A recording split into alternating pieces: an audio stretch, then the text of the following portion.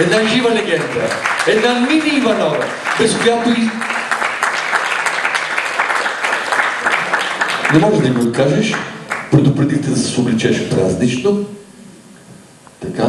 Тя много обича да я аплодира, докато се качва на сцената. И съм сигурен, че точно тези аплодисменти тя ще ви заслужи.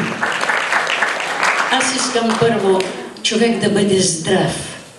Когато е здрав, всичко може.